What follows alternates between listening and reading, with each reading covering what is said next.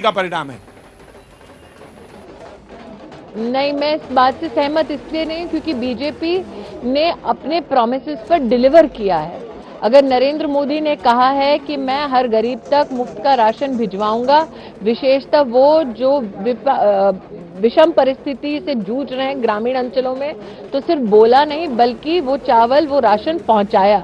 अगर मोदी ने कहा कि मैं कोविड की वैक्सीन राष्ट्र में बनवाने में अपना समर्थन दूंगा और वैक्सीन हर नागरिक तक पहुंचाऊंगा, तो उस नागरिक तक वो वैक्सीन पहुंची। अगर नरेंद्र मोदी ने कहा गर्भवती महिला के बैंक के खाते में 6,000 रुपए सालाना जाएंगे, तो वो पैसा पहुंचा।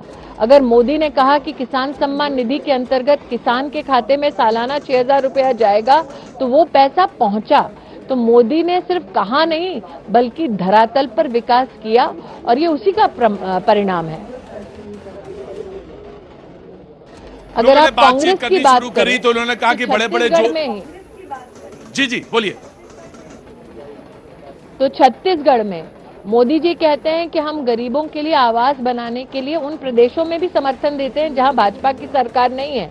छत्तीसगढ़ में 16 लाख घरों का पैसा ना देकर वो पैसा वापस लौटाना, उसका भी एक रोष रहा है जनता में। जी, एक बड़े-बड़े ज्योतिषी इस चुनाव में प्रेडिक्शंस कर रहे थे, वो भी थोड़ा हिचक जाते थे मध्य प्रदेश पे आके, छत्तीसगढ़ पे तो बहुत ज्यादा।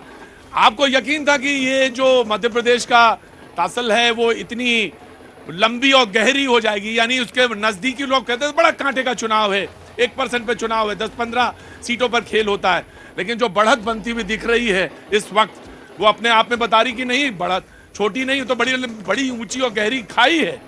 तो यकीन कैसे आपको था क्या, आपको स्वयं, क्योंकि आप खुद प्रचार में थी, तो मैं जानना चाहता हूं कि ये लग रहा था कि मध्य प्रदेश में ऐसा होगा परिणाम यहां पे और ऐसे आएंगे? हाँ मन बोलिए।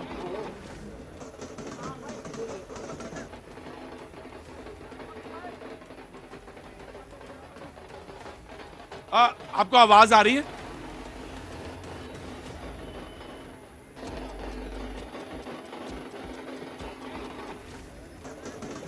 जी, आपको आवाज आ रही है? चलो जी, मैं एक बार फिर से कोशिश करूंगा कि वहां पे बातचीत को, लेकिन हमारे मेहमान में जो तमाम सारे लोग नए जुड़ गए उन सबका स्वागत कर। प्रभात जी आपका भी स्वागत है, अमित जी आपका भी, और नवल ऑटो वाले भैया। सबसे पहले मैं जानना चाहूंगा सबसे नीचे वाले जो तबके में जो सबके साथ सड़कों पे बातचीत, क्योंकि आप तो ऑटो चलाते हैं, सड़कों पे बाकायदा घूमते हैं, तो पहली प्रतिक्रिया जनता की तरफ से क्या थी? जनता की बताइएगा मुझे, अपनी नहीं। पहली प्रतिक्रिया जनता की तरफ से ये थी सर कि जनता के पास धरातल पर उनको सरकार की उपलब्धि दिख रही है, इसलिए जनता उन पर विश्वास करती है।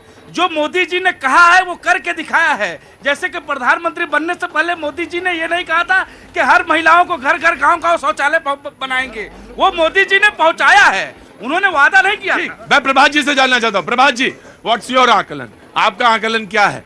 सबसे पहले भारतीय जनता पार्टी के जो हमारे साथी हैं उनको बहुत बहुत शुभकामनाएं 3 राज्यों में जीत को लेकर के। एक राज्य में मैं भी देख रहा हूं कि कांग्रेस भी जीत रही है, तेलंगाना में। तो मैं आपके स्टूडियो में ही बैठा था अभी, और वही मैंने 2 पंक्ति लिखी कि न हार से हताश हूं न जीत का गुमान है, न हार से हताश हूं न जीत का गुमान है, आदेश है आवाम का, आवाम ही भगवान है। जी, मैं एक बार फिर से स्मृति ईरानी जी के पास जाना चाहूंगा क्योंकि उनकी कनेक्टिविटी मेरी टूट गई थी, लेकिन मैं फिर जी मैं कोशिश करूंगा एक बार फिर से बातचीत हो, लेकिन बातचीत का सिलसिला फिर से प्रभात जी कुछ माफी के साथ। जी नहीं, मैं वही कह रहा था कि ये आवाम जो है यही भगवान है। हम तो सेवक हैं, जनता जो आदेश करती है हम उस आदेश का पालन करते हैं। हाँ, कुछ कमियां रही होंगी, हमने काम तो किया। आप पे विश्वास क्यों नहीं कर पा रही जनता? हमारी सरकारों ने काम किया, अरे विश्वास तो किया ना, जब जो सीटें आई है विश्वास का ही तो परिणाम है, वो कहीं और से तो मंगल ग्रह से तो आई नहीं है। मैं ये राजस्थान में क्यों नहीं है? देखिए, एक सबसे बड़ा आकलन ये है कि अगर बीजेपी एक जगह होती है तो वो दोबारा भी लौट के आ जाती है, तिबारा भी लौट के आ जाती है। आप जहां होते हैं वहां दोबारा क्यों नहीं लौट पाते? मैं एक बड़ी बात बता रहा हूं, आप ही के स्टूडियो में जफर इस्लाम साहब को सुन रहा था, कह रहे हैं अपनी बात बताइए। नहीं, तेलंगाना में कह रहे हैं वहां भी हम बनाएंगे सरकार, तो मतलब ये ओवर कॉन्फिडेंस नहीं है, ये जो उनका लोटस वाला टेक्निक है ना, वो उसका प्रयोग करना चाहते हैं। जी, ये देना ही नहीं चाहते हैं, आपको श्रेय नहीं देना चाहते हैं। पूरा दे रहे हैं। सरेंडर हुए कि नहीं हुए? मैंने कहा कि सरेंडर हुए कि नहीं हुए। जी, आज आपने लड्डू नहीं खाया? भारत माता की जय। जी हाँ, मैं कांग्रेस को एक बस 2 लाइनें सुनाना चाहूंगी जो राजस्थान और छत्तीसगढ़ में हमने जीते हैं। तो ये है कि श्री राम जानकी बैठे हैं मेरे सीने में श्री राम। लेकिन एक बात है अनुजा, डिलीवर तो करना पड़ेगा। वो तो बात सच है कि आपके मन में राम है, जनता के मन में खुद चलकर आए हैं श्री राम, डिलीवर हुए हैं मध्य प्रदेश में, तो ही तो आए हैं राम। जी, रागनी हमारे साथ जुड़ी हुई है स्टूडियो में, और मैं उनसे सीधे बात, उन्होंने कहा, जब मैंने सवाल पूछा अनुजा से तो उन्होंने कहा कि श्री राम जो है हमारे सीने में है और खुद चलकर आए हैं राजस्थान में, तो इसमें तो कोई संदेह होना नहीं चाहिए। तो क्या आप भांप नहीं पाए सनातन को लगातार अपशब्द, कहीं वो एक रीजन है बहुत बड़ा कि वो कहीं ना साइलेंट वोटर था और आप उसको ना तो आप पढ़ पाए ना बहुत सारे पंडित पढ़ पाए? जी रागनी, समय दीजिएगा, मैं स्मृति जी की बातों का भी जवाब देना चाहती हूँ। देखिए, ये कहा जाता है कि सिया राम मैं सब जग जानी, करहूं प्रणाम जोरी जुग पानी। तो सिया राम तो हमारे देश के कण कण में व्याप्त थे, लेकिन राजनीति के दलदल में धर्म को, राम को, आस्था को, विश्वास को घसीट कर लाना, उन्हें मैला करना होता है, ऐसा मैं समझती हूँ। राजनीति नहीं, धर्म निजी आस्था का मामला है। और अब मैं थोड़ा सा आगे बढ़ती हूँ। देखिए, आपने 2-3 सवाल यहाँ पर रखे। सबसे पहला सवाल ये जो था, मोदी है तो मुमकिन है।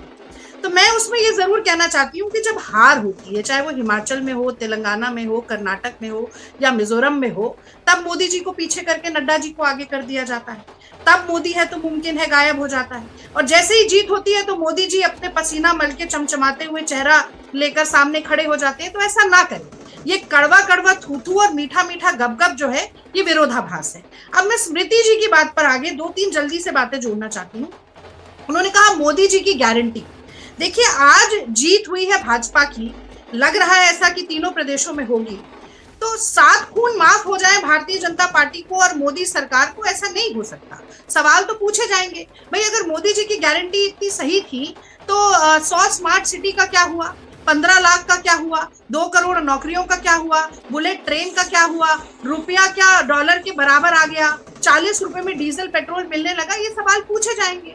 उन्होंने कहा विकसित राष्ट्र बनाना है, तो पूछा जाएगा कि ग्लोबल हंगर इंडेक्स, जिसमें बहुत ट्रोल हुई थी स्मृति ईरानी जी, क्योंकि उन्हें लगता है कि शायद ग्लोबल हंगर इंडेक्स के लिए लोगों को फोन करके पूछा जाता है कि आप भूखे तो नहीं। उसमें 111वें नंबर पर है 125 देशों में। रागनी, एक सवाल तो आपसे भी पूछा जाएगा कि जहां आपकी, अच्छा बोलिए जी, बोलिए। और अब मैं आगे बोलिए। कोविड के दौरान शमशानों पर 24 घंटे लाशें जलती सबने देखी।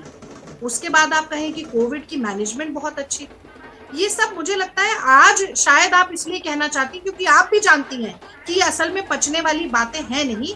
तो जीत के जश्न में जो भी कहना है वो कह जाओ, आज तो सब कुछ हजम कर लिया जाएगा।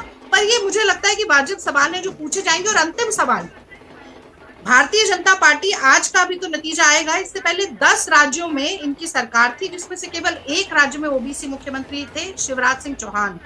उनकी सबसे ज्यादा फजीहत, अपमान, अनादर अगर किसी ने किया तो मोदी जी ने किया, जो अपने लिए वोट मांगते हुए ओबीसी हो जाते हैं। और शिवराज सिंह की जब बारी आती है तो उनको पीछे धकेल दिया जाता है। तो आज मुझे लगता है एक बड़ी चुनौती है मोदी जी के लिए कि अगर वो पिछड़े और दलित समुदाय जिसकी स्मृति जी बात कर रही थी, उसको सबसे ज्यादा उत्थान करने में विश्वास रखते हैं, तो क्या फिर से शिवराज सिंह जी को मौका देंगे?